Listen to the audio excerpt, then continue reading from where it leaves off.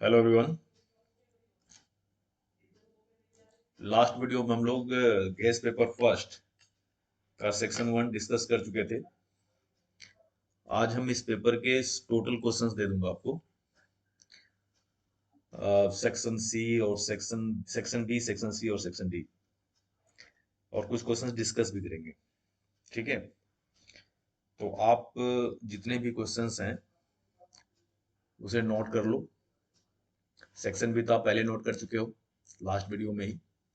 Question number 3, 2, 3, 4, 5, 6, 7, 8, 9, 10। अब आता है सेक्शन सी। सेक्शन सी के क्वेश्चंस हैं 11, 12, 13, 14,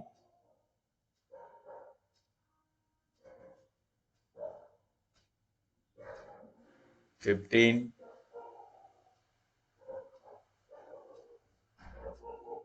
16।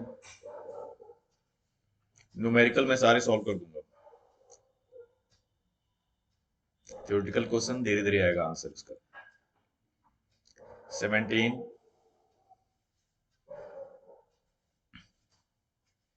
18 एंड 19। फिर आता है सेक्शन डी। सेक्शन डी में 3 क्वेश्चंस होंगे। हर क्वेश्चन के साथ एक ऑप्शनल क्वेश्चन भी होगा। क्वेश्चन नंबर 20, इसके साथ ऑप्शनल क्वेश्चन है एक और करके 5 मार्क्स के क्वेश्चन है। 21, 22, बस ये कंप्लीट पेपर है आपका 70 मार्क्स के। Okay, all questions are very very important. एक पूरा पेपर मैंने आपको दे दिया है। ठीक है, अब नेक्स्ट पेपर बहुत जल्द अपलोड करूंगा मैं। आज हम सेक्शन बी डिस्कस करेंगे। ओके, और जैसा कि मैंने लास्ट वीडियो में कहा था, मेरे साथ आप प्रिपरेशन स्टार्ट कर दो, अपनी अपनी तैयारी शुरू कर दो डेली बाय डेली। जब भी मैं अपलोड करता करता जा रहा हूँ वीडियो, आप सारे क्वेश्चंस प्रैक्टिस करो खुद से। आपके पास नोट्स हैं, बुक्स हैं, और तैयारी शुरू कर दें। ठीक है, कंप्लीट तैयारी हो जाएगी और 100% क्वेश्चंस आएगा। ओके, और धीरे धीरे मैं आंसर भी इसमें अपलोड करता रहूंगा, डालता रहूंगा, आप चेक करते रहेंगे। ठीक है, आज मैं कुछ क्वेश्चन डिस्कस करूंगा सेक्शन डी के। क्या कह रहा है? How can a galvanometer be converted into an ammeter. देखो, एमीटर को गैल्वेनोमीटर को एमीटर में कन्वर्ट करने के लिए हम क्या करते हैं, एक लो रेजिस्टेंस पैरेलल में कनेक्ट कर देते हैं गैल्वेनोमीटर के। ठीक है, तो आंसर लिखिए।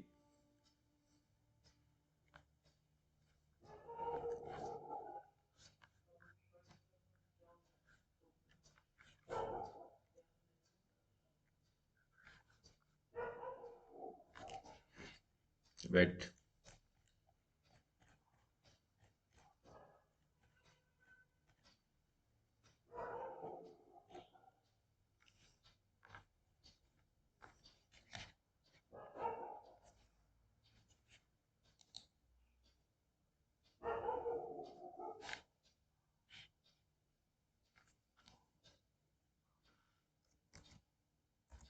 a galvanometer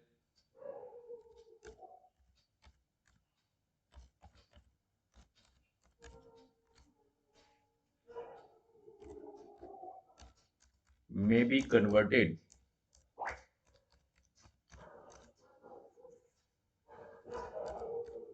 into an ammeter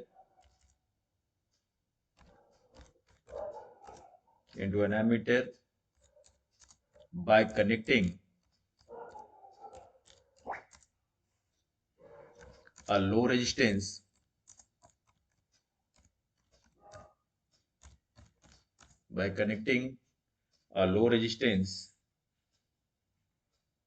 जिसे हम क्या कहते हैं शंट, कॉल्ड शंट, एस से रिप्रेजेंट कर सकते हो आप, in parallel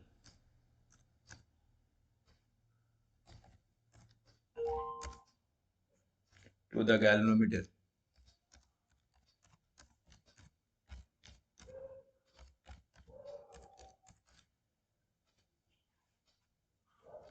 galvanometer capital G, ठीक है। अब ये शंट हम कैलकुलेट कैसे करेंगे, इसकी रेजिस्टेंस मतलब कितना शंट हम कनेक्ट करेंगे गैल्वेनोमीटर के क्रॉस पैरेलल में कि गैल्वेनोमीटर एमीटर में कन्वर्ट हो जाएगा, ठीक है। ये हम कैसे निकालते हैं, तो देखिए द मैग्नीट्यूड, नहीं इसको ऐसे लिखते हैं, to find the magnitude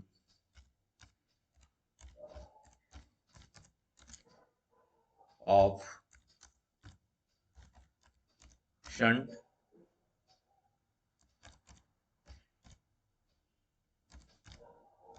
resistance S, तो हम सर्किट प्लेट ड्रॉ कर दें।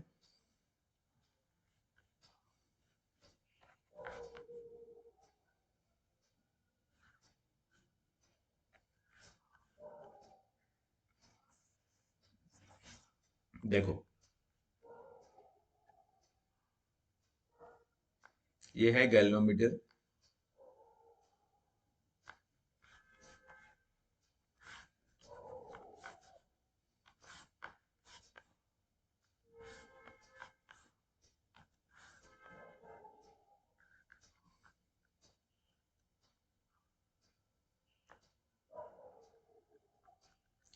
गैल्वेनोमीटर के क्रॉस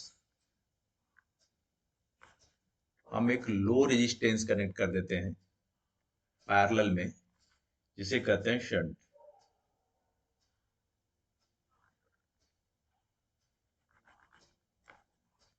अब ये रेजिस्टेंस मैंने पैरेलल में कनेक्ट कर दिया,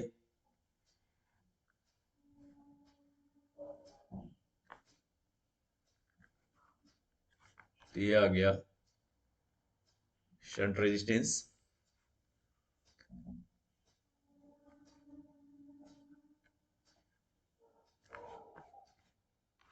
ऐसा हम इसलिए कर रहे हैं कि गैल्वेनोमीटर एमीटर में कन्वर्ट हो जाए और ये करंट मेजर करेगा।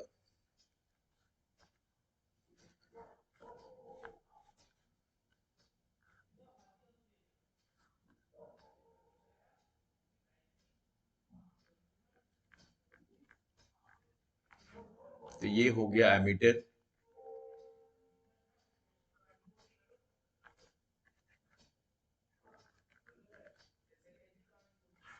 जो मैक्सिमम, मान लो कि मैक्सिमम करंट मेजर करेगा आई, मतलब हम एक ऐसा एमीटर बना रहे हैं जो मैक्सिमम कितना करंट मेजर कर पाएगा, आई। और जब ये आई इस पॉइंट पे आएगा तो यहाँ पे दो पार्ट में डिस्ट्रीब्यूट हो जाएगा, तो गैल्वेनोमीटर के थ्रू जो करंट फ्लो करेगा उसे हम बोलते हैं IG. IG is called the full scale deflection current flowing through the galvanometer. और केसीएल का क्या कहता है, incoming current equal to outgoing current. तो ये जो जंक्शन है यहाँ पे, ये जंक्शन, इससे इस पॉइंट पे करंट दो पार्ट में डिस्ट्रीब्यूट हो गया, आईजी गया गैल्वेनोमीटर के थ्रू और आई माइनस आई जी किधर से फ्लो करेगा? शंट रेजिस्टेंस के थ्रू। अब देखो शंट और गैल्वेनोमीटर दोनों है पैरेलल में। और एक और बात, ये जो कैपिटल जी है इसे हम मान लेते हैं रेजिस्टेंस है गैल्वेनोमीटर कॉइल का। जी the resistance of galvanometer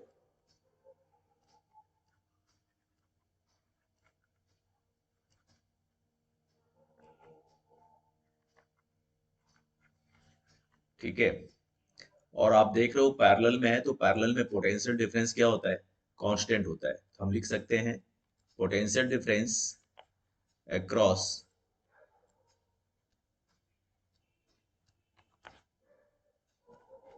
shunt मतलब एस इक्वल टू क्या होगा? Potential difference across G. तो पोटेंशियल डिफरेंस क्या होता है? Current to resistance. तो करंट कितना है शंट के थ्रू? आई माइनस आई जी। और रेजिस्टेंस है एस। और ये इक्वल टू क्या हो जाएगा? आई जी इंटू रेजिस्टेंस है कैपिटल जी। हमें तो एस निकालना है ना, तो यहां से एस आ गया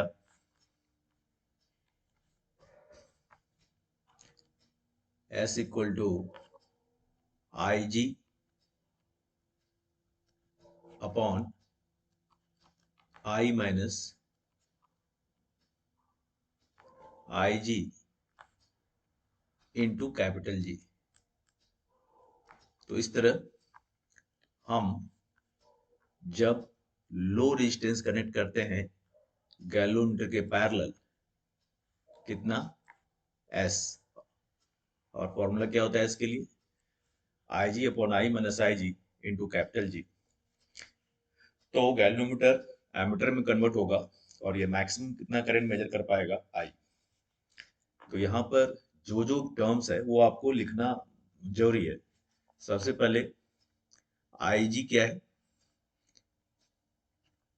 आई जी है, आई जी हम कहेंगे full scale deflection current. Full scale deflection current of the galvanometer।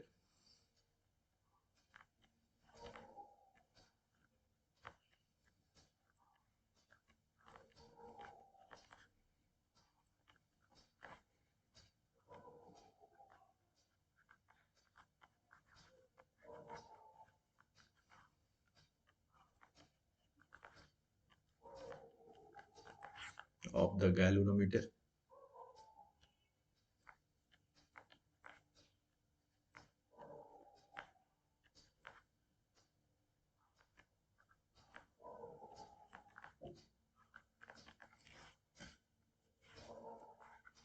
Okay. और आई है maximum current to be measured by the galvanometer. यहां लिख दे रहे हैं आई क्या है? मैक्सिमम करंट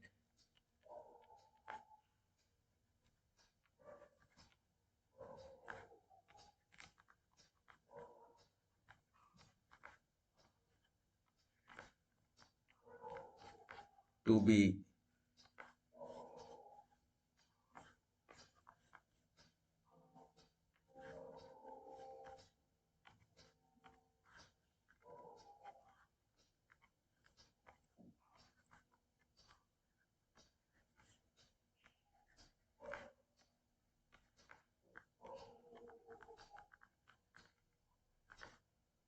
measured by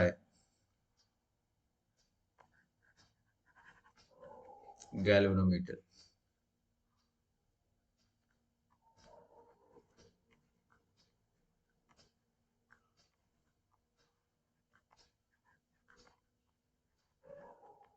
ठीक है। तो ये इतना आंसर लिखना है आपको, इस तरह से इस क्वेश्चन का आंसर। जिसमें थोड़ा गैलोमीटर के बारे में कैसे कन्वर्ट करते हैं वो लिख दीजिए, सर्किट ड्रॉ कीजिए और ड्राइव करके दिखा दीजिए। क्लियर? 2 marks question. हाँ, ये जरूरी नहीं कि 2 नंबर में ही पूछेगा, सेम क्वेश्चन 3 मार्क्स में पूछा जा सकता है। ठीक है, तो आप ये समझिए कि इस 2 नंबर का क्वेश्चन नहीं, 3 नंबर का भी क्वेश्चन हो सकता है ये। ओके, ठीक है। नेक्स्ट, अब ये एक न्यूमेरिकल है। Calculate the frequency associated with a photon of energy 3.3 into 10⁻⁻20 joule, और प्लैंक्स कांस्टेंट दिया हुआ है 6.6 इंटू 10⁻⁻34 जूल जूल सेकेंड। तो आपको पता है एनर्जी का फॉर्मूला, एनर्जी ऑफ फोटोन क्या होता है? एनर्जी ऑफ फोटोन होता है एच एफ। यहाँ पे एच है प्लैंक्स कांस्टेंट, और एफ क्या है? फ्रीक्वेंसी है। ठीक है, तो अब आप ये बताओ कि हमें तो यहाँ फ्रीक्वेंसी निकालना है, तो फ्रीक्वेंसी क्या होगा? तो फ्रीक्वेंसी के लिए फॉर्मूला ई अपॉन एच, ये आ गया। और एनर्जी कितना दिया है? एनर्जी है 3.3 into 10⁻⁻20 joule upon Planck's constant दिया है 6.6 इंटू 10⁻⁻34 जूल सेकेंड। तो जूल और जूल कैंसिल हो जाएगा, नीचे बच जाएगा सेकेंड, तो यूनिट हो गया सेकेंड इनवर्स। सेकेंड इनवर्स का मतलब होता है हर्ट्ज। 3.3 6.6 कितने टाइम्स जाएगा? 2 टाइम्स। ये कितना आ गया? 1/2, मतलब 10⁻⁻34 ऊपर जाएगा तो +34 हो जाएगा, -20 कितना हो गया? 14। 14 और नीचे क्या आ गया? 2।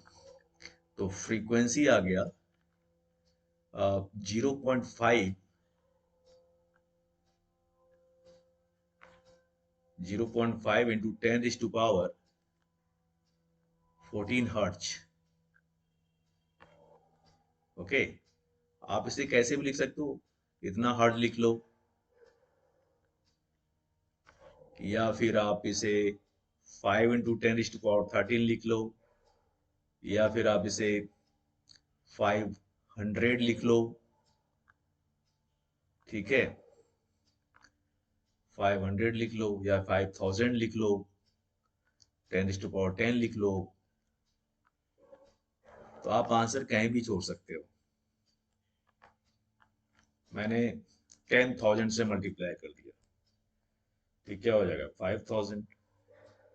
ठीक है, पावर हो गया 10, या फिर आप इसे ऐसे लिख लो 5 इंटू 10⁻13 हर्ज। आंसर आप 0.5 इंटू 10⁻14 हर्ज पे स्टॉप कर सकते हो, फुल मार्क्स मिलेंगे। कोई ऑब्जेक्टिव क्वेश्चन तो है नहीं कि हमें ऑप्शन वाले आंसर ढूंढने हैं। ओके, तो ये आ गया आंसर, हो गया। 2 मार्क्स के भी क्वेश्चन थे। नेक्स्ट, कैलकुलेशन एक बार चेक कर लीजिएगा, आई थिंक सही है। ठीक है, नेक्स्ट है, what do you mean by conservation of electric charge? बहुत सिंपल है। इलेक्ट्रिक चार्ज कंजर्वेशन क्या कहता है? कहता है for an isolated system the total charge remains constant. It means that charge can neither be created not destroyed. मतलब charge जो है किसी आइसोलेटेड सिस्टम का हमेशा क्या रहेगा? कांस्टेंट रहेगा। चार्ज ना तो क्रिएट किया जा सकता है, ना ही डिस्ट्रॉय हो सकता है। हाँ, लेकिन चार्ज एक बॉडी से दूसरे बॉडी में ट्रांसफर जरूर हो सकता है। ठीक है, पता है ये चार्ज ट्रांसफर करता है high potential to low potential. ठीक है, अब आइए नेक्स्ट क्वेश्चन है, a concave lens. Question number 5 पे आ जाओ। क्वेश्चन है, क्वेश्चन नंबर 5 का आंसर मैं लिख रहा हूं।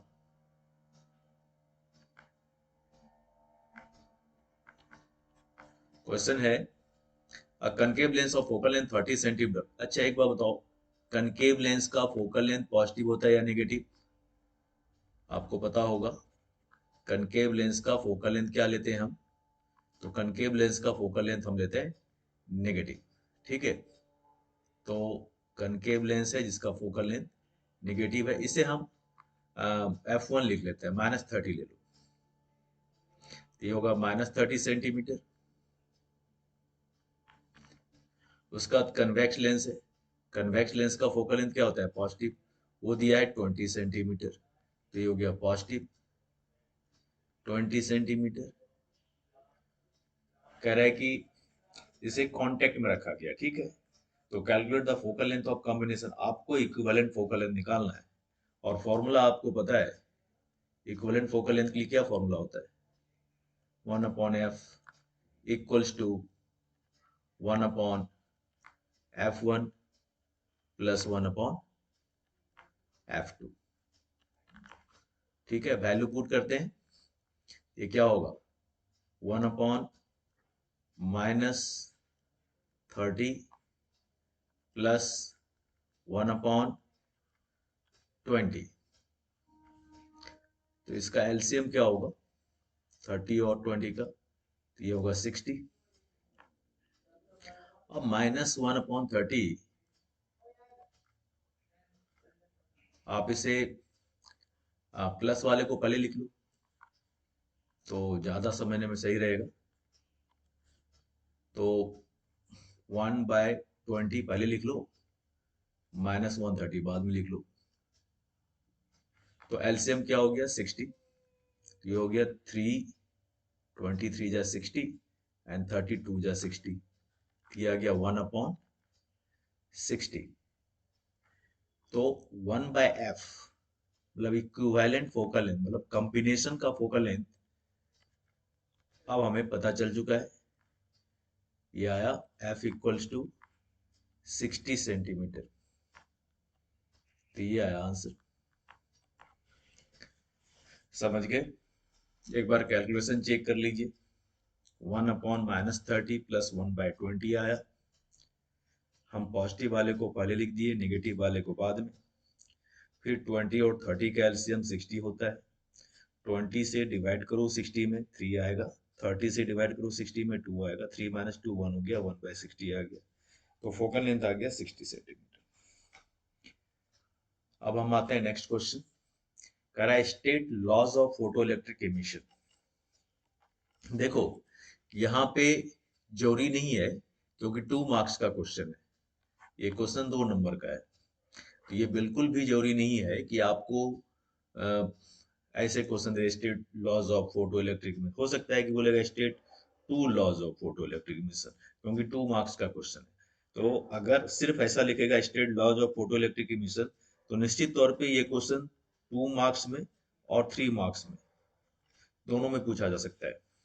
समझ गए, तो आंसर इतना ही होगा, ये 4 पॉइंट आप रख लें, 4 के 4 पॉइंट आप लर्न कर लें, तो चाहे 2 नंबर में पूछेगा या 3 मार्क्स में पूछेगा, आपका काम हो जाएगा।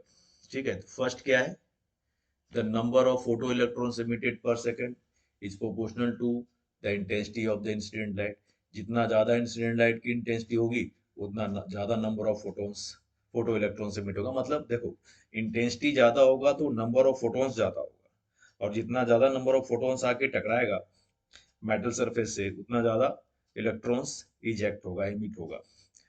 तो और जो इलेक्ट्रॉन एमिट होता है, रिलीज होता है मेटल सरफेस से, उसे हम फोटो इलेक्ट्रॉन्स कहते हैं। तो बात वही हो गया ना कि नंबर ऑफ फोटो इलेक्ट्रॉन्स जो है वो डायरेक्टली प्रोपोर्शनल टू क्या हो जाएगा, intensity of the incident radiation या इंसिडेंट लाइट। ओके, ठीक है। सेकंड है, there is a low limit of frequency, जिसे हम थ्रेशोल्ड फ्रीक्वेंसी कहते हैं। थ्रेशोल्ड फ्रीक्वेंसी से अगर कम रहेगा इंसिडेंट लाइट की फ्रीक्वेंसी, तो इमिशन पॉसिबल नहीं है, फोटो इलेक्ट्रॉन एमिट नहीं कर पाएगा।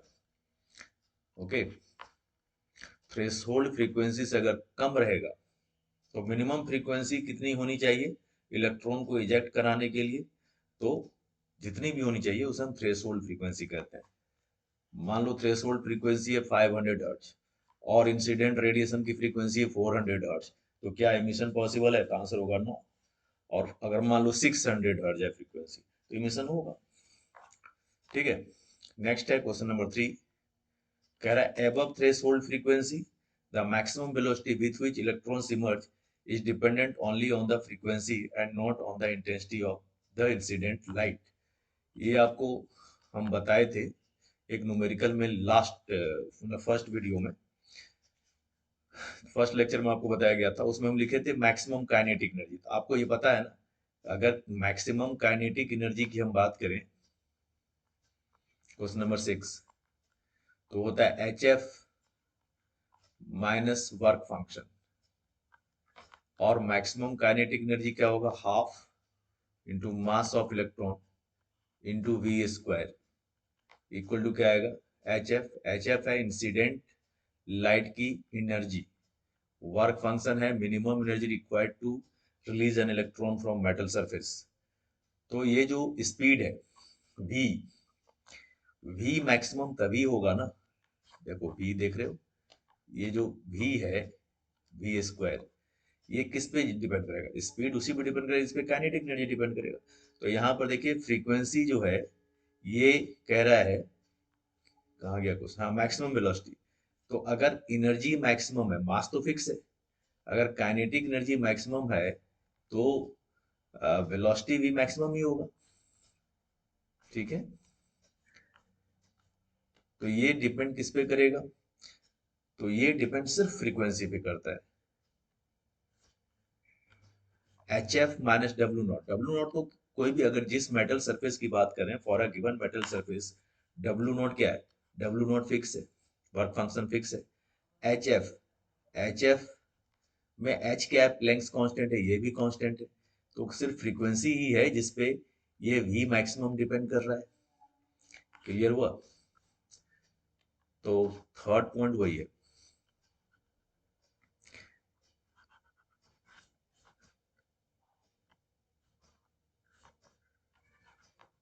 Threshold frequency. Above threshold frequency, the maximum velocity with which electrons emerge is dependent only on the frequency and not on the intensity of incident light. बिल्कुल correct. Next आया fourth point पे आ जाइए। Fourth point क्या कहता है, fourth point कहता है कि जो प्रोसेस है ना, कि रेडिएशन टकराएगा, इंसिडेंट होगा, फिर मेटल सरफेस से इलेक्ट्रॉन इमिट करेगा, ये सब इंस्टेंटेनियस प्रोसेस कहते हैं। इंस्टेंटेनियस प्रोसेस का मतलब ये टाइम नहीं, बहुत कम टाइम लेता है। फोटोन टकराया, मतलब लाइट रेडिएशन टकराया, इंसिडेंट हुआ और इलेक्ट्रॉन इजेक्ट हुआ, इसमें जो टाइम इंटरवल होता है वो नैनो सेकंड से भी कम होता है, मतलब 10⁻⁹ सेकंड से भी कम होता है, ठीक है। The emission of photoelectrons is an instantaneous process. It means time difference between incidence of light and emission of photoelectrons is very small, maybe even less than 10⁻⁹ second. तो देखो इस क्वेश्चन में अगर आपसे पूछेगा state laws of photo electric emission या photo electric effect, तो आप जो है ये 4 पॉइंट लर्न कर लें, यही लॉज है, ठीक है। क्वेश्चन नंबर 6 में ये क्वेश्चन 3 मार्क्स में भी पूछा सकता है, तो यही 4 पॉइंट लिखना है आपको, ओके। अब आइए क्वेश्चन नंबर 7। अब देखो क्वेश्चन नंबर 7 है, give 4 properties of electromagnetic waves. Electromagnetic waves के 4 प्रॉपर्टी दो। तो ये देखो यहाँ पर मैंने 8 लिख दिए हैं। ये क्वेश्चन 3 मार्क्स में भी पूछा जाता है, 2 मार्क्स में भी पूछा जाता है। अगर 2 मार्क्स में पूछेगा तो 4 प्रॉपर्टीज पूछेगा, तो ऊपर के 4 लिख देना, या इसमें से कोई 4 लिख देना। मैंने 8 लिख दिए, ठीक है। और बाकी अगर मान लो 3 मार्क्स में पूछ दिया, 3 मार्क्स में बोलेगा 6 प्रॉपर्टीज लिखो, तो मैंने 8 लिख दिए, आप इसमें से 8 के 8 लर्न कर लो, ठीक है। अगर 3 मार्क्स में पूछेगा तो आपको 6 लिखना है प्रॉपर्टीज, और अगर 2 मार्क्स में पूछेगा तो 4 प्रॉपर्टी लिखना है। और सारा आपको पता है, आपको पता है ना कि एक्सीलरेटेड चार्ज पार्टिकल जो है इलेक्ट्रोमैग्नेटिक वेव रेडिएट करता है, तो फर्स्ट प्रॉपर्टी यही है। इलेक्ट्रोमैग्नेटिक वेव्स जो है उसे ट्रैवल करने के लिए, प्रोपेगेट करने के लिए मीडियम की जरूरत नहीं पड़ती, है ना। Electromagnetic wave do not require any material medium for their propagation. Third property है electromagnetic waves can propagate in vacuum. बिल्कुल करेक्ट है, मीडियम में भी ट्रैवल कर सकता है, वैक्यूम में भी, मीडियम की जरूरत ही नहीं है। तो सन से लाइट अर्थ पे आता है तो वैक्यूम में आता है, फिर मतलब स्पेस में ट्रैवल करता है, फिर एटमॉस्फेयर के अंदर आता है, अर्थ पे आता है। तो यहाँ पर ये वैक्यूम में भी ट्रेवल करता है और मीडियम में भी करता है, लेकिन मीडियम की जरूरत नहीं है क्योंकि वैक्यूम में भी ट्रेवल करता है। ठीक है, अब आइए नेक्स्ट है fourth. Electromagnetic waves are transverse in nature. Transverse क्या होता है? जो ट्रफ और क्रेस्ट, क्रेस्ट और ट्रफ के फॉर्म में ट्रेवल करता है। ठीक है, जो वेव। फिर आया fifth point, the electric field E. Fifth point देखिए, electric field E and magnetic field B, जो कि बनाता है क्या? इलेक्ट्रोमैग्नेटिक वेव को कॉन्स्टिट्यूट करता है, बनाता है। ये दोनों एक दूसरे के क्या होते हैं? परपेंडिकुलर होते हैं, और डायरेक्शन ऑफ प्रोपोगेशन के भी परपेंडिकुलर होते हैं दोनों फील्ड। ठीक है, तो इलेक्ट्रिक फील्ड और मैग्नेटिक फील्ड म्यूचुअली परपेंडिकुलर होते हैं, और ये दोनों फिर किसके परपेंडिकुलर होते हैं? तो डायरेक्शन ऑफ प्रोपोगेशन के भी, प्रोपोगेशन ऑफ वेव, उसके भी क्या होते हैं? परपेंडिकुलर होते हैं। समझ गए? जैसे मान लो कि ये डायरेक्शन है, ये है direction of propagation of wave, X direction. Y direction आ गया हमारा ये हो गया direction of propagation of wave, EM wave. मैं इसे लिख दे रहा हूँ सी। सी है speed of light, electromagnetic wave. एक मिनट वेट कीजिए जरा। हाँ, और वाई डायरेक्शन में मान लो इलेक्ट्रिक फील्ड है, तो मैग्नेटिक फील्ड किधर लोगे? जेड डायरेक्शन में। तो ये प्रॉपर्टी यही कह रहा है कि इलेक्ट्रिक फील्ड और मैग्नेटिक फील्ड दोनों एक दूसरे के क्या होते हैं? परपेंडिकुलर होते हैं, म्यूचुअली परपेंडिकुलर होते हैं, और ये दोनों फिर प्रोपोगेशन ऑफ वेव के भी परपेंडिकुलर होते हैं, direction of propagation of wave के। ठीक है, इलेक्ट्रिक फील्ड और मैग्नेटिक फील्ड वेक्टर के बीच ये रिलेशन होता है, C equal to E nought upon B nought. E nought क्या है? ई नॉट है फील्ड एम्पलीट्यूड, बी नॉट भी है फील्ड एम्पलीट्यूड। एक है मैक्सिमम मैग्नेटिक फील्ड, मतलब मैग्नेटिक फील्ड एम्पलीट्यूड, और दूसरा है इलेक्ट्रिक फील्ड एम्पलीट्यूड। ठीक है, बी नॉट क्या है? Amplitude of magnetic field. E nought क्या है? Amplitude of electric field. मतलब ई नॉट इलेक्ट्रिक फील्ड की मैक्सिमम वैल्यू है, और बी नॉट मैग्नेटिक फील्ड की मैक्सिमम वैल्यू है। ओके, तो ये रिलेशन होता है सी। सी मतलब speed of EM wave equal to E nought upon B nought. ठीक है, 6 प्रॉपर्टी हो गए। उसके बाद मैंने लिखा speed of electromagnetic wave in vacuum. तो ये फॉर्मूला है, इलेक्ट्रोमैग्नेटिक वेव को वैक्यूम में कैसे निकालेंगे, तो ये फॉर्मूला होता है। तो ये आप देख लीजिए फॉर्मूला, ये जस्ट वेट।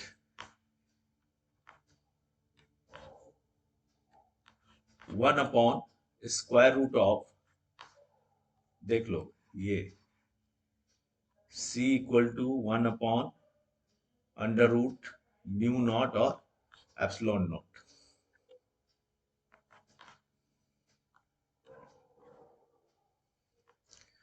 ठीक है, इसे सॉल्व करोगे, म्यू नॉट और एप्सिलॉन नॉट की वैल्यू पुट करोगे तो ये आएगा 3 इंटू 10⁻⁸ मीटर पर सेकेंड। म्यू नॉट और एप्सिलॉन नॉट क्या है? एब्सोल्यूट परमिएबिलिटी है। ये क्या है? ये है एब्सोल्यूट परमिएबिलिटी। और एप्सिलॉन नॉट क्या है? Absolute permittivity of vacuum. Clear? Next, speed of electromagnetic wave in medium. Medium में अगर स्पीड निकालेंगे तो मीडियम में बस म्यू नॉट और एप्सिलॉन नॉट, यहाँ पर म्यू और एप्सिलॉन हो जाएगा। एप्सिलॉन और म्यू क्या है? यह है परमिटिविटी, और दूसरा है परमिएबिलिटी। म्यू हो गया परमिएबिलिटी, और एप्सिलॉन हो गया permittivity of medium, absolute value. ठीक है, what is total internal reflection? Write two conditions for total internal reflection. तो टोटल इंटरनल रिफ्लेक्शन क्या होता है? टोटल इंटरनल रिफ्लेक्शन किसे कहते हैं? When a light ray incident from denser to rare medium. हमें पता है जब लाइट डेंसर से रेयर में ट्रेवल करता है, तो जब एंगल ऑफ इंसिडेंस की वैल्यू एंगल ऑफ मतलब क्रिटिकल एंगल से ज्यादा हो जाएगा, then light ray returns into the same medium obeying the laws of reflection. इसी को हम टोटल इंटरनल रिफ्लेक्शन कहते हैं। और इसके लिए कंडीशंस क्या है? इसके लिए दो कंडीशन आपको बोला है लिखने के लिए। तो यही कंडीशन है। पहला कंडीशन ये है कि लाइट को ट्रेवल करना चाहिए डेंसर से रेयर मीडियम, पहला कंडीशन। दूसरा कंडीशन TIR के लिए, मतलब टोटल इंटरनल रिफ्लेक्शन के लिए क्या होना चाहिए? Angle of incidence in denser medium greater than the critical angle. ठीक है, ये दो कंडीशन है। इसे मैं आपको लिख करके समझा ही देता हूं, ठीक है। देखो, पहले इसका स्टेटमेंट मैं लिख दूं या पहले समझा देते हैं फिर स्टेटमेंट लिखते हैं?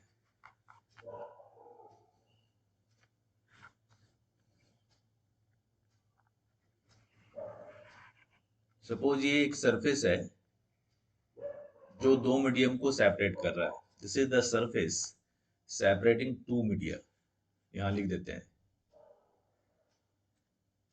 This is the surface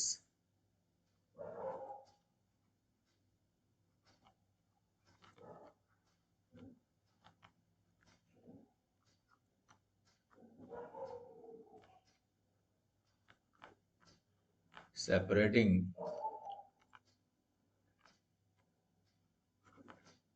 two media।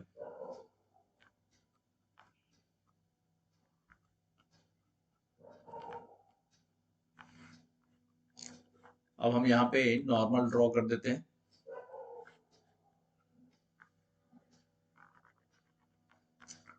इस इंटरफेस पे, ये जो इंटरफेस है, ये मतलब सरफेस, ये दो मीडियम को सेपरेट कर रहा है। तो एक मीडियम डेंसर मीडियम होगा और दूसरा क्या होगा? रेयर मीडियम होगा। ये है normal.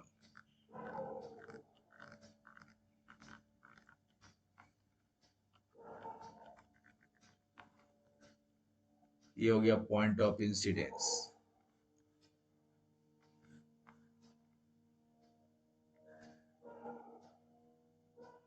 Incident ray.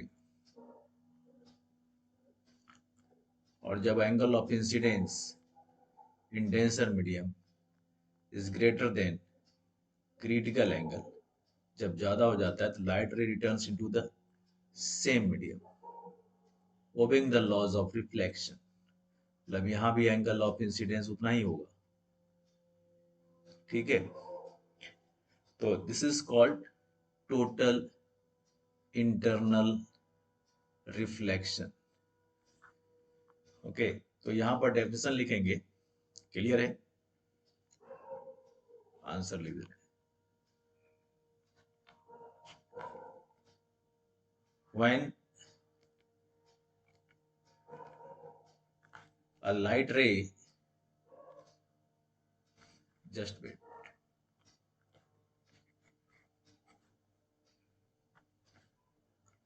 when the angle of incidence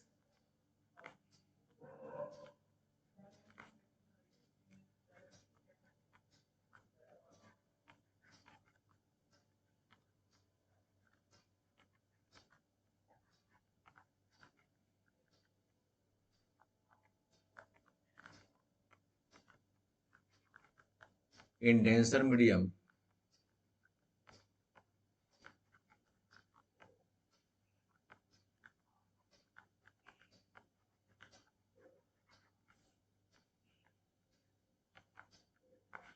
is greater than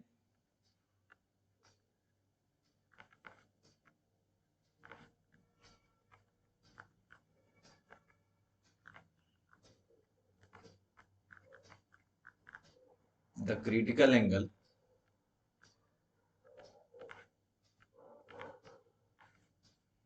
is greater than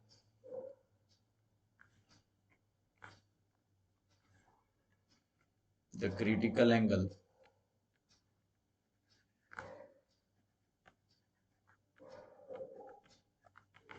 then TIR occurs। TIR occurs का मतलब टोटल इंटरनल रिफ्लेक्शन होता है। occurs, that is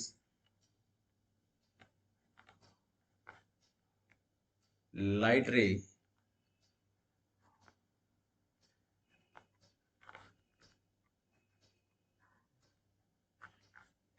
returns into the same medium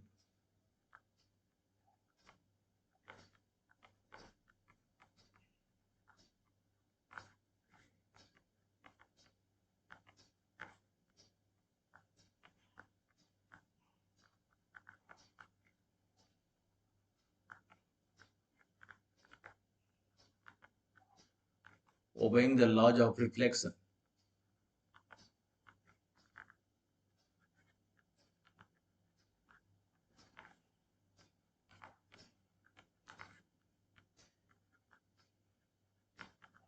Obeying the laws of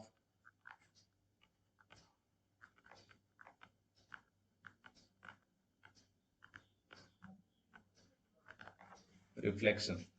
तो ये तो total internal reflection का मैंने definition लिख दिया। टीआईआर को डिफाइन कैसे करेंगे, तो यही है टोटल इंटरनल रिफ्लेक्शन को डिफाइन करने का तरीका। When the angle of incidence in denser medium is greater than the critical angle, then TIR occurs. That is, light ray returns into the same medium obeying the laws of reflection. अगर आपको handwriting समझ में नहीं आ रहा हो तो आप मेरी आवाज सुने और अपना डेफिनेशन लिख सकते हैं। ठीक है, अब देखो यहाँ पे ये तो समझ में आ गया कि डेंसर मीडियम ये है,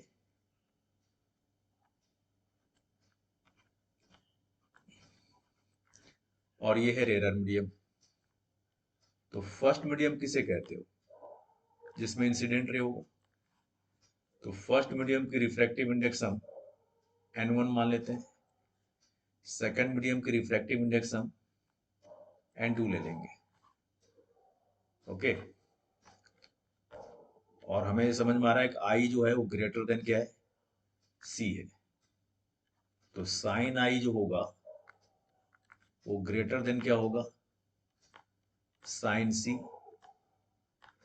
और आप जानते हो कि साइन सी जो है क्रिटिकल एंगल है। सी क्या है, क्रिटिकल एंगल, जो कि होता है μ2 बाय μ1। यही होगा पॉइंट ओ पे अगर हम स्नेल्स लॉ अप्लाई करेंगे। तो साइन आई क्या होगा इस केस में, ये होगा greater than μ2 upon μ1।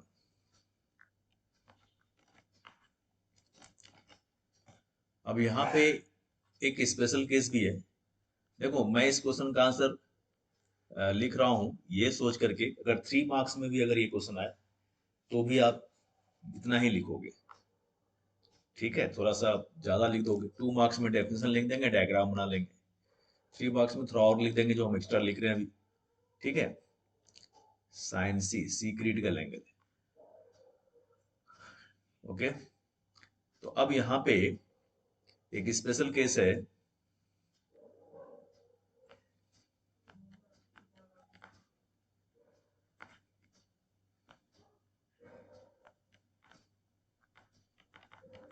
Special case,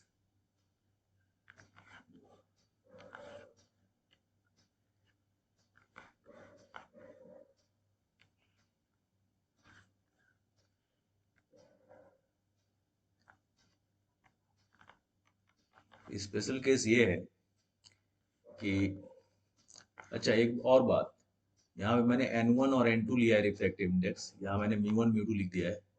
तो वो आप n1 और n1 और n2 ही ले लें। ये होगा n2 upon n1, n2 upon n1। अगर रेयर मीडियम एयर होगा, मतलब if n2 is 1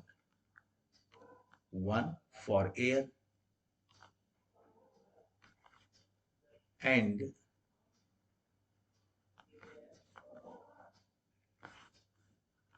n1 is n1 को n ले लो,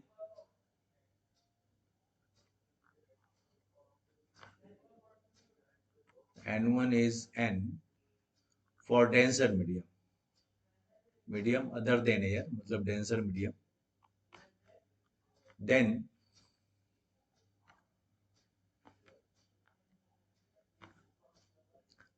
साइन आई क्या हो जाएगा, साइन आई ग्रेटर देन 1/n, और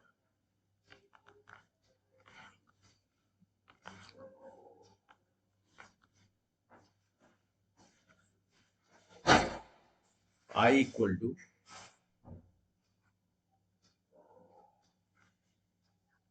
i greater than sine inverse 1/n हो जाएगा। ठीक है, ये तो मैंने पूरा एक्सप्लेन कर दिया, एंगल ऑफ इंसिडेंस क्या होना चाहिए, इन जनरल क्या होना चाहिए, और स्पेशल केस अगर रेयर मीडियम एयर होगा तो क्या होना चाहिए। अब हम बात करेंगे इस क्वेश्चन में, एक और बात यह है कि बताओ कंडीशंस, दो कंडीशंस बताओ टोटल इंटरनल रिफ्लेक्शन के। Conditions for internal, total internal reflection, अब ये लिख लें, कंडीशंस फॉर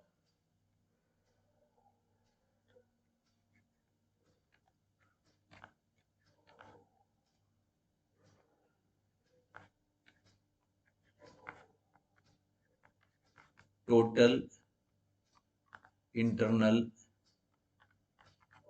रिफ्लेक्शन, TIR की कंडीशन। तो फर्स्ट कंडीशन कि लाइट रे ट्रेवल करेगा डेंसर मीडियम से रेयर मीडियम में, कंडीशन वन। लाइट रे, लाइट रे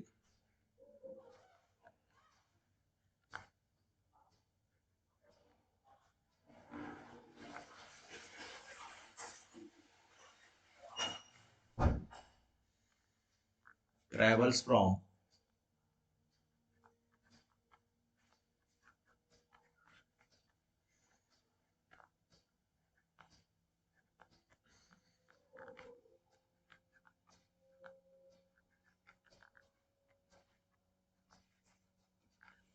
denser medium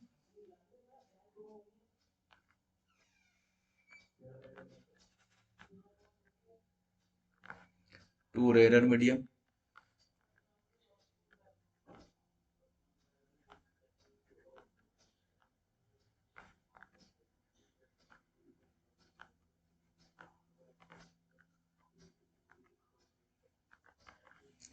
और सेकेंड पॉइंट है कि एंगल ऑफ इंसिडेंस ग्रेटर होना चाहिए क्रिटिकल एंगल से।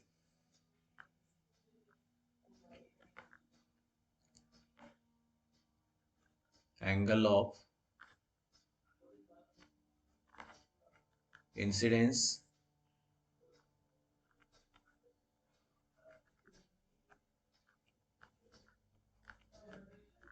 in denser medium should be greater than the critical angle. Angle of incidence in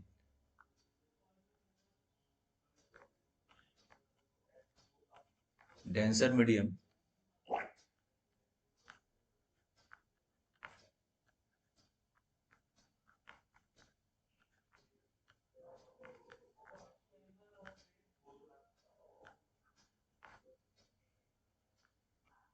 should be greater than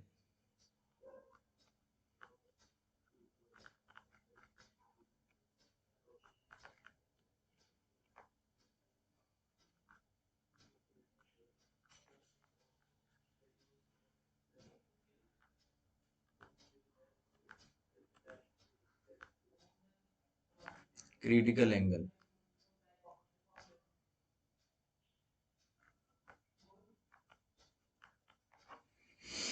ठीक है, तो ये क्वेश्चन कंप्लीट हो गया, इसका आंसर इस क्वेश्चन का।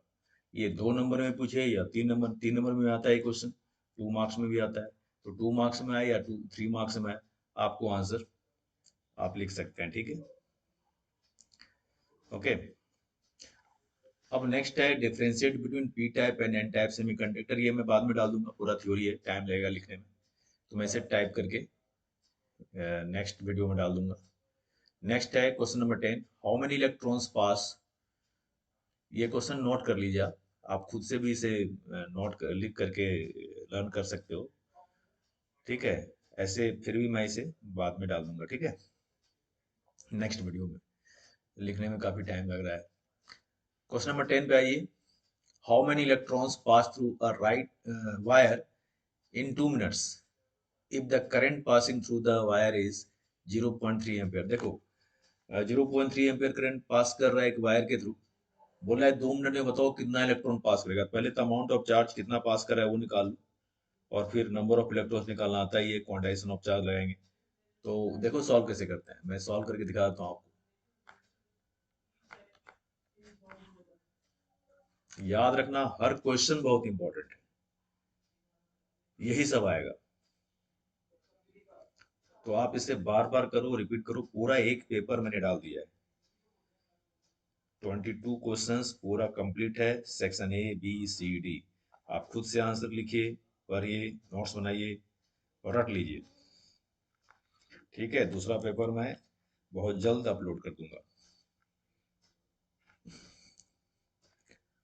कम से कम 4-5 पेपर कर लो, हो गया तैयारी। वही सब आएगा, बार बार मैं बोल रहा हूँ ये बात। अब देखो, अब हम बात कर रहे हैं इस क्वेश्चन की। How many electrons pass through a wire in 2 minutes if the current passing through the wire is 0.3 ampere. Current कितना दिया है? तो करंट दिया है 0.3 एम्पियर।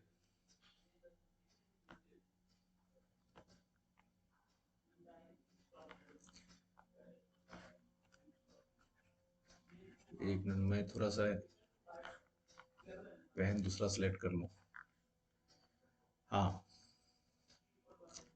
करंट है 0.3 एम्पियर। टाइम है 2 मिनट्स। इसे सेकंड में चेंज कर लें पहले आप। 1 मिनट में कितना सेकंड होता है? 60। तो ये आ गया 120 सेकंड। ठीक है,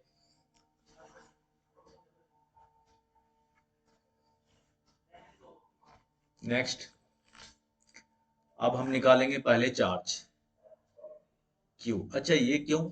क्योंकि देखो, आपको फॉर्मूला पता होगा, नंबर ऑफ इलेक्ट्रॉन्स जो है, आपने करंट के लिए फॉर्मूला पढ़ा होगा। आई इक्वल टू क्या होता है? आई इक्वल टू होता है क्यू बाय टी। और क्यू क्या होता है? N E. ये आ गया एन ई अपॉन टी। तो इसी फॉर्मूला से अगर क्रॉस इनटू करो, क्रॉस मल्टीप्लाई, तो एन ई इक्वल टू क्या हो जाएगा? I T. तो एन इक्वल टू क्या आ जाएगा? आई टी अपॉन ई। सब कुछ क्वेश्चन में गिवन है। आई कितना दिया है? तो आई है 0.3।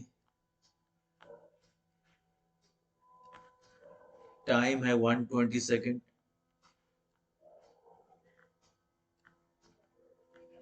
और ई चार्ज ऑन एन इलेक्ट्रॉन कितना दिया है?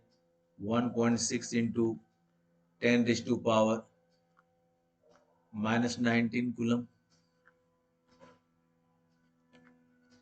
ठीक है, अब से सॉल्व करते हैं। तो देखो, ये 4 से कैंसिल हो रहा है। 1.6 4 से क्या होगा? 0.4। और ये भी 4 से कैंसिल हो जाएगा। कितना हो जाएगा? 4 3 जा 12। तो ये आ गया 30। अब ये आ गया हमारा 0.3 इंटू 30। ये आ गया 9। 9/0.4। और 10⁻⁻19 जाएगा ऊपर। क्या हो जाएगा? 10⁻+19। तो आपसे ये पूछा गया था कि कितना इलेक्ट्रॉन पास करेगा इतने टाइम में। अब 9 में डिवाइड करेंगे हम 0.4 से, तो ये आ जाएगा 22.5। क्योंकि देखो, ये 90 हो जाएगा। 90/4 इंटू 10⁻19। क्लियर? तो 90 में 4 से डिवाइड करोगे तो 2 से डिवाइड करो, कितना आएगा? 45। 45 को आप कर दो। ठीक है, 22, सही बोला था, 22.5 इंटू 10⁹9, इतना इलेक्ट्रॉन्स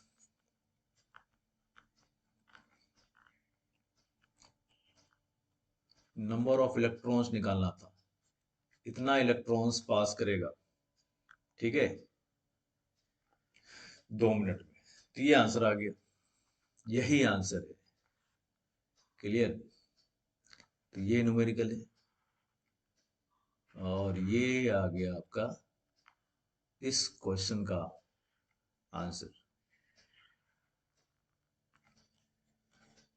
अब आते हैं सेक्शन बी, हो गया कंप्लीट। इसमें एक क्वेश्चन मैंने नहीं आपको करवाया, या मैंने इसमें आंसर ही नहीं लिखा था, तो पूरा थ्योरी है, तो उसे मैं बाद में टाइप करके इसमें डाल दूंगा, कोई प्रॉब्लम नहीं है, ऐसे आप खुद से भी कर सकते हो।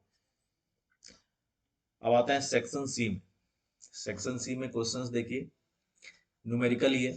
कह रहा है कि an infinite line charge produces a field of 9 into 10⁴ Newton per coulomb at a distance of 20 centimeter.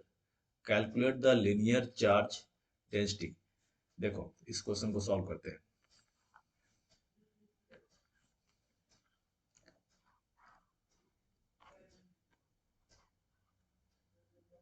Gauss law का एक एप्लीकेशन था, electric field due to infinitely long line charge distribution. याद होगा उसमें फॉर्मूला आया था ई के लिए, इलेक्ट्रिक फील्ड के लिए, lambda upon 2 pi epsilon naught R. अब यहाँ पे लेमडा दिया हुआ है क्वेश्चन में, नहीं लेमडा निकालना है, sorry, calculate the linear charge density. देखो यहाँ देखो क्वेश्चन को पढ़ो ध्यान पूर्वक, लीनियर चार्ज डेंसिटी निकालना है आपको। गिवन क्या है, क्या दे दिया, तो इलेक्ट्रिक फील्ड दिया, देख रहे हो 9 × 10⁴, और आर दिया है डिस्टेंस 20 सेंटीमीटर। तो ठीक है, दो बातें गिवन है, तीसरी बातें निकालनी है। बिल्कुल आसान क्वेश्चन लग रहा है अभी, कैलकुलेशन चाहे जो भी हो। तो हमें गिवन है लेमडा, लेमडा दिया है, सॉरी सॉरी सॉरी सॉरी, बार बार मैं बोल रहा हूँ गिवन है, लेमडा हमें निकालना है, और गिवन है हमें फील्ड, फील्ड दिया है 9 × 10⁴ न्यूटन पर कूलम, और डिस्टेंस दिया है 20 सेंटीमीटर। तो हमें तो एसआई यूनिट में सॉल्व करना है ना क्वेश्चन, चेंज कर लो, इसे हम लिख लेते हैं 20 × 10⁻² मीटर, या फिर 0.2 भी लिख सकते हैं, या फिर ऐसे लिख लो। तो ये आ गया हमारे पास। अब वैल्यू लेमडा निकालना है, तो लेमडा कैसे निकालोगे, लेकिन सबसे पहले देखो इसे हम सॉल्व कुछ इस तरह करेंगे, इसे हम 2 लेमडा कर देंगे, और 2 लेमडा कर दोगे नीचे क्या हो जाएगा, 4 पाई एप्सिलॉन नॉट, ऊपर नीचे मैंने 2 से मल्टीप्लाई कर दिया। इसी इक्वेशन को लेकर के आगे बढ़ना है, यही फॉर्मूला है आपका, 4 पाई एप्सिलॉन नॉट। अब आपको ये बात तो समझ में आ रहा होगा कि मैंने 4 पाई एप्सिलॉन नॉट क्यों किया ऐसा, क्योंकि हमारे पास वैल्यू है 1/4 पाई एप्सिलॉन नॉट, क्या होता है ऐसा यूनिट में, 9 × 10⁹9 इंटू, ये किसका वैल्यू है, 1/4 पाई एप्सिलॉन नॉट, ये होता है 9 × 10⁹9 newton metre square coulomb inverse square. ये वैल्यू आप इसे बहुत अच्छे से जानते होंगे। तो मैंने वही किया कि 2 पाई एप्सिलॉन नॉट को 4 पाई एप्सिलॉन नॉट बना लिया। तो 1/4 पाई एप्सिलॉन नॉट की वैल्यू आपके सामने आपके पास है। अब हमें क्या करना है, वैल्यू इनपुट करना है। तो कर दिए 9 इंटू 10⁻9। लेमडा कितना, लेमडा हमें निकालना है। ठीक है, लेमडा को छोड़ देते हैं as it is, into 2 lambda. अभी हम कुछ नहीं कर रहे हैं बस, और नीचे आर। तो अब लेमडा निकालना है, ई की वैल्यू पुट करें अब। तो ई की वैल्यू लेफ्ट हैंड साइड क्या लेना है, 9 इंटू 10⁻⁴ कितना दिया, 4। Right hand side 9 into 10⁻⁹ into 2 lambda. और आर को क्या लिखेंगे आप, 20 इंटू 10⁻⁻²। बस लेमडा चाहिए, एक काम करो 2 से उड़ा दो इसे 10 बार में। अब ये हो जाएगा लेमडा इक्वल टू, इसमें क्या बच गया, ये आ गया 9 इंटू, नीचे 10 इंटू 10⁻⁻² हो जाएगा 10⁻⁻1, और 10⁻⁻1 ऊपर आएगा तो 10⁻9 पहले से, तो वो 10⁻⁻1 10⁻+1 हो गया, 9 + 1 10 हो गया, इंटू लेमडा। तो लेमडा आ गया 9 इंटू 10⁻⁴ अपॉन 9 इंटू 10⁻⁻10। 9 और 9 गया तो ये आ गया 10⁻⁻6 कूलम पर मीटर। यूनिट ये आ गया, या फिर आप इसे 1 माइक्रो कूलम पर मीटर भी लिख सकते हैं। तो ये आंसर आया। एक बार कैलकुलेशन जरूर चेक कर लेंगे आप, ऐसे मैं भी कर लेता हूं। ई दे दिया 9 इंटू 10⁻⁴, ये तो क्वेश्चन में गिवन था। ठीक है, डिस्टेंस था 20 सेंटीमीटर, तो 20 इंटू 10⁻⁻² मीटर हो गया। क्लियर, वैल्यू पुट कर दिए, फॉर्मूला में हम जो चेंज किए वो तो आपको समझ में आ ही गया। 9 इंटू 10⁻9 वैल्यू हो गया 1/4 का 2 लेमडा अपॉन आर। आर की वैल्यू 20 10⁻2 हो गया, तो ये हो गया 10⁻1 ऊपर गया 10⁻+1 10⁻10 हो गया, 9 इंटू 10⁻10 हो गया, इंटू लेमडा। लेमडा आ गया हमारा 9 इंटू 10⁻4 और अपॉन 9 इंटू 10⁻10 10⁻6 आ गया, तो 10⁻6 कूलम पर मीटर। ये आ गया लीनियर चार्ज डेंसिटी। ओके, फिर है apply Kirchhoff's loss. Kirchhoff law को अप्लाई करके व्हीटस्टोन ब्रिज प्रिंसिपल को क्या करें आप, प्रूफ करें।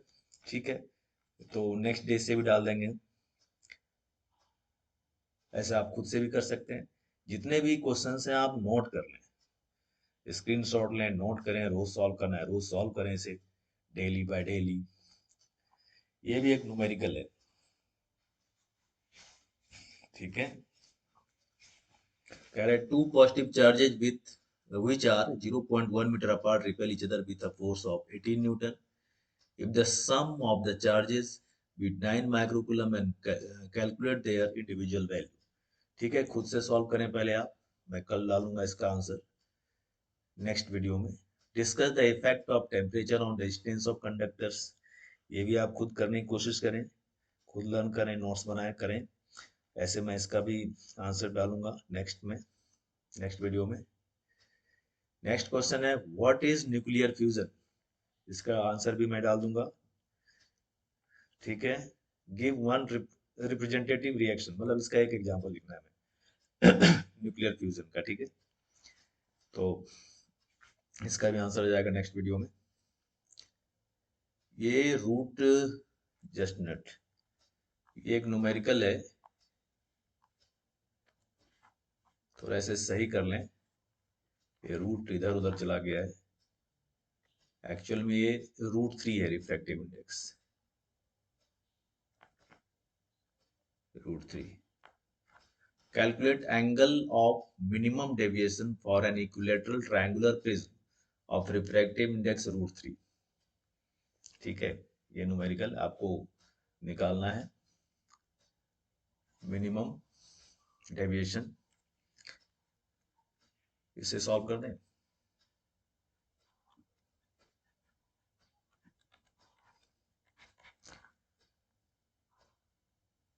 फॉर्मूला होता है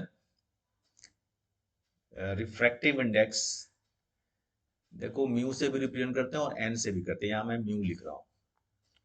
ये होता है साइन डेल्टा मिनिमम प्लस ए अपॉन 2 अपॉन साइन a/2। ये अब इसमें गिवन क्या है, देखो दिया क्या है क्वेश्चन में, रिफ्रैक्टिव इंडेक्स दिया है √3, और क्योंकि इक्विलैटरल ट्रायंगुलर प्रिज्म है तो एंगल ऑफ प्रिज्म क्या हो जाएगा, 60 डिग्री। बस वैल्यू पुट कर देते हैं, म्यू की वैल्यू क्या पुट करना है हमें, √3 equals to sine delta minimum हमें निकालना है, डेल्टा मिनिमम का मतलब मिनिमम डेविएशन, जो कि हमें कैलकुलेट करना है। दिया गया डेल्टा मिनिमम प्लस ए को क्या लिखोगे, 60 degree upon 2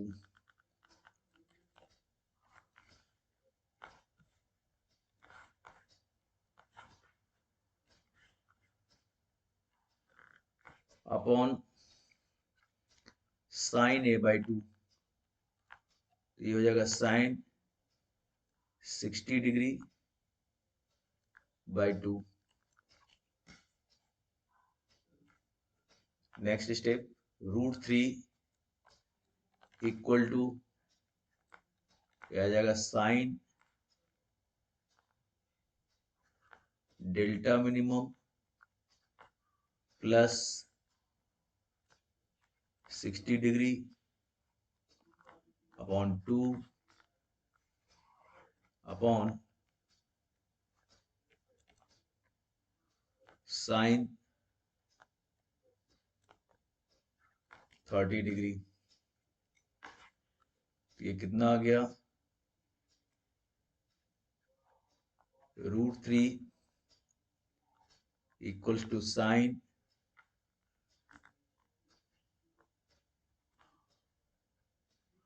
delta minimum plus 60 degree upon 2, और साइन 30 डिग्री का वैल्यू क्या होता है, हाफ। तो √3 और हाफ इधर आ जाएगा तो मल्टीप्लाई हो जाएगा। एग्जाम में हमें स्टेप्स लिखने होते हैं, शॉर्ट में नहीं लिखना है आपको। ये आ गया √3/2 साइन ऑफ, हाँ यहाँ पर डायरेक्ट √3/2 लिख सकते थे, एक स्टेप मैंने ज्यादा लिख दिया, delta minimum plus 60 degree. Numerical में चलता है, न्यूमेरिकल में ज्यादा स्टेप्स की जरूरत नहीं है। अब देखो √3/2 आ गया, अब √3/2 कितना डिग्री होता है, साइन साइन 60 डिग्री का वैल्यू, तो हम सीधा लिखेंगे साइन 60 डिग्री। अब लिखने की भी जरूरत नहीं है आपको ये चीज, अब डायरेक्ट लिख देते हैं, साइन 60 डिग्री आ गया ना, तो मतलब delta minimum plus 60 degree upon upon 2 equal to कितना आ जाएगा, क्या आ जाएगा, 60 डिग्री साइन इनवर्स √3/2। तो 60 डिग्री साइन 60 का वैल्यू क्या होता है, √3/2 होता है। ठीक है, तो √3/2 को हम साइन 60 लिखेंगे, तो मतलब delta minimum plus 60 degree by 2 equal to आ गया 60 डिग्री। तो delta minimum plus 60 degree equal to आ गया 120 डिग्री, 2 से मल्टीप्लाई हो गया, 2 इधर आया तो 60 इंटू 2 कितना हो गया 120। फिर 120 60 के लिए और राइट हैंड साइड 120 माइनस 60 क्या हो जाएगा 60 डिग्री। तो मिनिमम डेविएशन आया 60 डिग्री, यही आंसर है। अब हम कोई क्वेश्चन डिस्कस नहीं करने जा रहे हैं, अब हम नेक्स्ट वीडियो में करेंगे जो भी क्वेश्चन है। और ये जरूरी नहीं कि हम सारा क्वेश्चन डिस्कस करें ही, आप खुद आंसर बनाएं, खुद अपने नोट्स पढ़ें, ठीक है, और करें। ऐसे धीरे धीरे मैं डाल ही दूंगा सारा आंसर। नेक्स्ट क्वेश्चन है state and explain Faraday's law of electromagnetic induction, ठीक है, कर लीजिए इसे भी आप। फिर है एक और न्यूमेरिकल आ गया, what is the capacity of parallel plate capacitor, ये न्यूमेरिकल है, नेक्स्ट लेक्चर में ये भी डाल देंगे, ठीक है, नोट करते जाओ खाली। Define peak and RMS value of alternative current, लिख लीजिए। फिर आते हैं लास्ट सेक्शन डी में, देखो क्वेश्चन नंबर 20 है, find N expression for magnetic force on a current carrying conductor in a uniform magnetic field when is this force minimum and maximum, कब ये मैक्सिमम होगा कब मिनिमम होगा, ठीक है, ये पता ही होगा आपको। B I L sine theta होता है, साइन थीटा जब मिनिमम होगा तो मिनिमम होगा, साइन थीटा मैक्सिमम होगा तो मैक्सिमम होगा force. State and explain Lenz law, how will you verify it experimentally. Derive an expression for the magnifying power of an astronomical telescope with the help of a ray diagram. Long question जो है ना उसके answer अगर आपको चाहिए तो आप comment box में डाल दीजिए, मैं आंसर डाल दूंगा, ठीक है।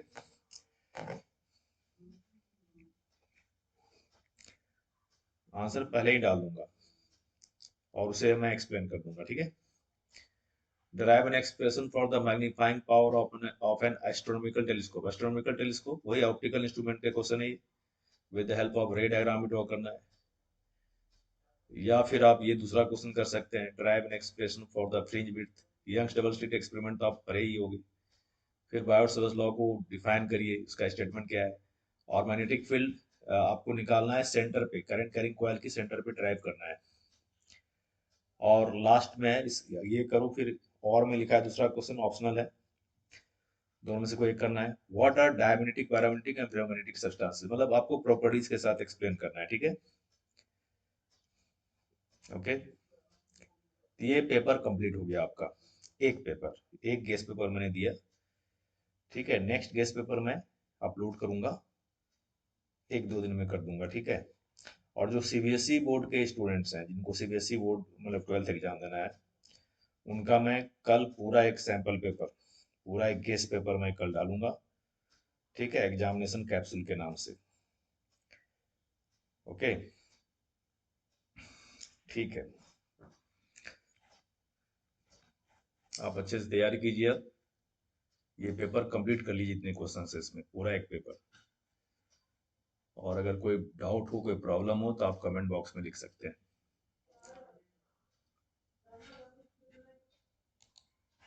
Okay, thank you.